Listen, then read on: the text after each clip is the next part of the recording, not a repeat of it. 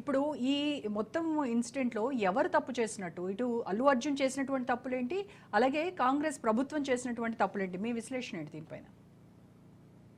ఈ విషయంలో అల్లు అర్జున్, థియేటర్ యాజమాన్యం, పోలీస్ శాఖ ముగ్గురు తప్పు చేశారు.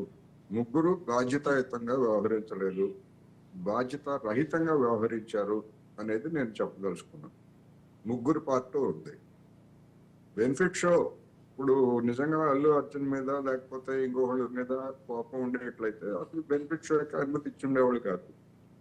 బెనిఫిట్ షో ఇచ్చారు. ఇచ్చిన తర్వాత పోలీసులు చెప్తుందంటే ఇన్వార్డ్ లో ఒక అప్లికేషన్ పడేసి వెళ్ళారు అని చెప్తున్నారు. ఇన్వార్డ్ లో అప్లికేషన్ పెట్టారా లేకపోతే ఇంకోటి చేశారా అనేటువంటిది అది విచారణలో తేలాలి. మేము అనుమతి ఇవ్వలేదు అని చెప్పేసి అంటున్నారు. మరి అనుమతి ఇవ్వనప్పుడు అంత ఆ విధంగా బయట నుంచి ఊరేగింపుగా వస్తున్నప్పుడు అప్పుడే వెనక్కి పంపించాలి ఎవరినైనా కానీ. ఎందుకని పోలీసులు తగినటువంటి జాగ్రత్తలు తీసుకోలేదు అనేటువంటి ప్రశ్న. అందువలన డెఫినెట్ గా అక్కడ ఏదో సినిమా వాళ్ళు వస్తుంటారులే, అభిమానులు ఉంటారు, మామూలుగానే ఉంటది అనేటువంటి ఒక నిరపేక్ష భావం, ఒక నిర్లక్ష్య భావం ఇది స్పష్టంగా కనిపిస్తా ఉంది. జరగకూడనటువంటి ఉదంతం జరిగిపోయిన తర్వాత ఇప్పుడు బ్లేమ్ గేమ్, వాళ్ళదే తప్పు వీళ్ళదే తప్పు అని నేను అందుకే చెప్తున్నాను. హీరో అర్జున్ది తప్పు ఉంది, థియేటర్ యాజమాన్యంది తప్పు ఉంది, పోలీస్ శాఖది తప్పు ఉంది. జరిగినటువంటిది బాధితులుగా ఉన్నటువంటి వాళ్ళు. ఇక ముఖ్యమంత్రి రేవంత్ రెడ్డి గారి కామెంట్స్, దాని మీద సినిమా ఇండస్ట్రీ విశాఖ పోతుందా లేకపోతే మళ్ళా మెడ్రాస్ పోతుందా, ఇవన్నీ కూడా ఊహాగానాలకు సంబంధించినటువంటి అంశం. ఏదో ఒక ఉదంతం మీదనో లేకపోతే ఒక ముఖ్యమంత్రి గారు కొంచెం కటువుగా వ్యాఖ్యానించినంత మాత్రానో పరిశ్రమ కనుక వెళ్ళిపోయేట్లయితే, అలా అనుకునేట్లయితే అనేక పరిశ్రమలు, సినిమా పరిశ్రమే కాదు ఇతర పరిశ్రమలు, వ్యాపారాలన్నీ కూడా అనేకం వెళ్ళి ఉన్నాయి.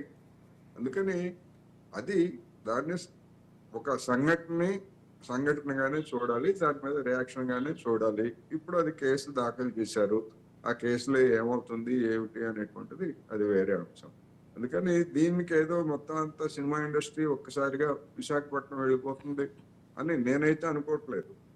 ఏదైనా సమస్యలు ఉంటే ప్రభుత్వంతో చర్చిస్తారు, లేకపోతే ప్రభుత్వం కూడా చర్చించాలి.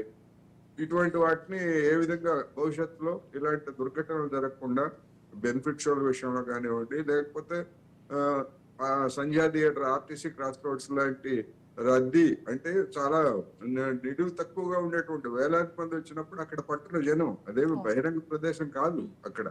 అటువంటప్పుడు హీరోకి ఎంత బాధ్యత ఉండాలి? ఆ విధమైనటువంటి కంజెస్టెడ్ ఏరియాలో వచ్చినప్పుడు ఫ్యాన్స్ ఎట్లా వస్తారు అనేటువంటిది అల్లు అర్జున్ కూడా తెలియాలి, లేదా అల్లు అర్జున్ దగ్గర ఉన్నటువంటి సిబ్బంది కూడా తెలియాలి. ఇంకొక విషయం ఏంటంటే, ఘటన జరిగినటువంటి వెంటనే కూడా అక్కడ ఏసీపీ థియేటర్ దగ్గరకు వెళ్ళి యాజమాన్యానికి చెప్పారు, ఇక్కడ నుంచి అల్లు అర్జున్ని పంపించేసేయండి, ఇలా జరిగింది కదా అని చెప్పేసి అంటే కూడా వాళ్ళు అతన్ని వెళ్ళిపోమని చెప్పలేదు. చివరికి ఆ ఏసీపీనే వెళ్ళి అల్లు అర్జున్కి ఇలా జరిగిన సంఘటన మీరు వెళ్ళిపోవాల్సిందే అని చెప్తే అప్పుడు కూడా బయటకు వచ్చి ఆయన చేతులు ఊపుతూ వెళ్ళారు. అది ఇంకా అసహనానికి రేవంత్ గురయ్యడానికి కారణం అంటున్నారు. అందుకనే ఇప్పుడు రేవంత్ రెడ్డి గారు వ్యక్తిగతంగా అసహనం ఇచ్చారా లేకపోతే ముఖ్యమంత్రిగా అసహనం అనేటువంటిది అది వేరే అంశం. ఇక్కడ బాధ్యత రాహిత్యం అనేటువంటిది మూడు వైపుల నుంచి స్పష్టంగా కనిపిస్తా ఉంది అనేది ఈ సందర్భంగా నేను చెప్పదలుచుకున్నా.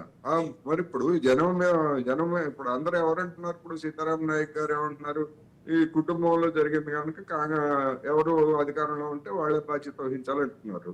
మరి సహజంగానే అటువంటిప్పుడు ఏమి లేని దానికి నేనెందుకు బాధ్యత వహించాలనేటువంటి ఆగ్రహం ముఖ్యమంత్రిలో కలగవచ్చు. అదే సీతారాం నాయక్ గారు బీజేపీ అధికారంలో ఉన్నా కానీ అదే పరిస్థితి ఉంటది. ఇప్పుడు మనం చూస్తున్నాం ఇక్కడ మణిపూర్ లో జరిగినటువంటి ఉదంతం గురించి నరేంద్ర మోడీ గారు కనీసం దాని మీద అసలు మాట్లాడరు. ఏదైనా దుర్ఘటనే కదా, మణిపూర్ అయినా లేకపోతే సంధ్యా థియేటర్ అయినా లేకపోతే ఇంకోటైనా. కానీ ఇవన్నీ ఆరోపణలు, ప్రత్యారోపణలు, విమర్శలు ఇవన్నీ ఉంటాయి. కానీ ఈ విషయంలో మాత్రం నేను గతంలో కూడా దీని మీద అల్లు అర్జున్ అరెస్ట్ సందర్భంగా అరెస్ట్ చేయడం సబబే, దాని కోర్సు దాన్ని తీసుకుంటది, ముగ్గురిది బాధ్యత ఉన్నది మూడు వైపుల నుంచి అనేది స్పష్టంగా చెప్పాను. మళ్ళా కూడా ఇప్పుడే చెప్తున్నాను. అందుకని ప్రభుత్వం ఇప్పుడు చేయాల్సింది ఏంటంటే, ఒక థియేటర్లోనే కాదు బహిరంగ ప్రదేశాల్లో లేకపోతే ఇతర కన్వెన్షన్ సెంటర్స్ లో కూడా ఇటువంటి ఉదంతాలు జరిగినప్పుడు ఇటువంటి సమస్యలు తలెత్తే అవకాశం ఉంది.